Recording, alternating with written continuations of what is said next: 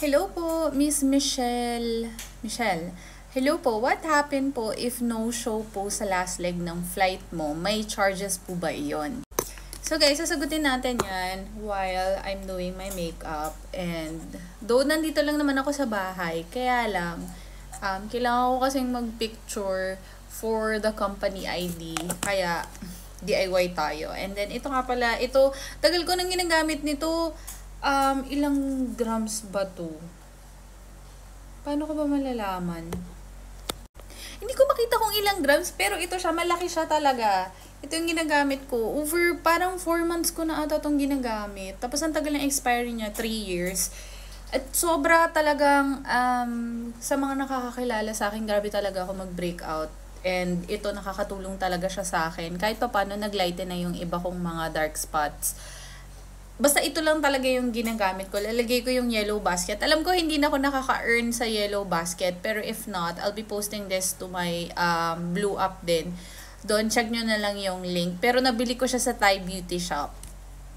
So, going back dun sa tanong ni ma'am, ano nga bang mangyayari kapag hindi natin nagamit yung last leg ng flight natin? Let's say, yung last leg, para siyang siguro it's a connecting flight. Let's say, ang travel mo, hindi ko, siguro, let's say, ang flight mo is Manila, Cebu, Davao.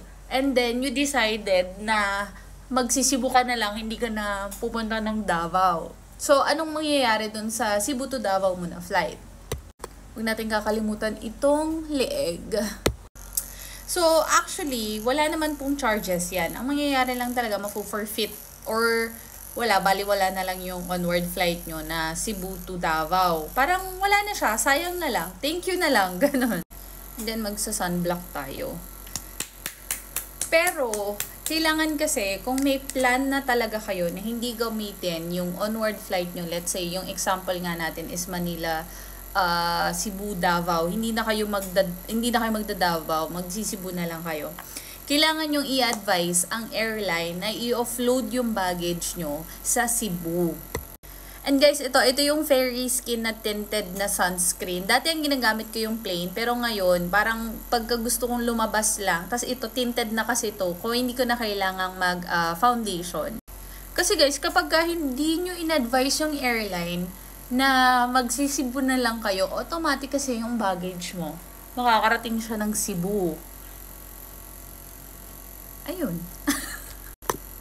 Kaya, ayun nga, kung may plan kayo na hindi nyo na gagamitin yung last leg ng flight nyo, inform nyo lang si airline na i-offload yung baggage nyo sa Cebu kasi otherwise, makakarating ng Davao yung baggage nyo pero kayo nasa Cebu lang kayo. Wala namang cost implication yan kasi technically bayad nyo naman yung ticket na yun. Wala naman nang i-charge yung airline sa inyo yan.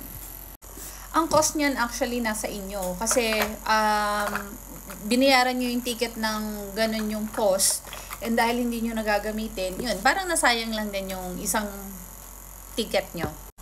Parang ang gulo ko mag-explain ngayon. But anyways, ayun, yun lang yun. Wala namang cost implication yun. It's okay kung hindi kayo show up doon sa last leg ng flight nyo, forfeited lang yung ticket.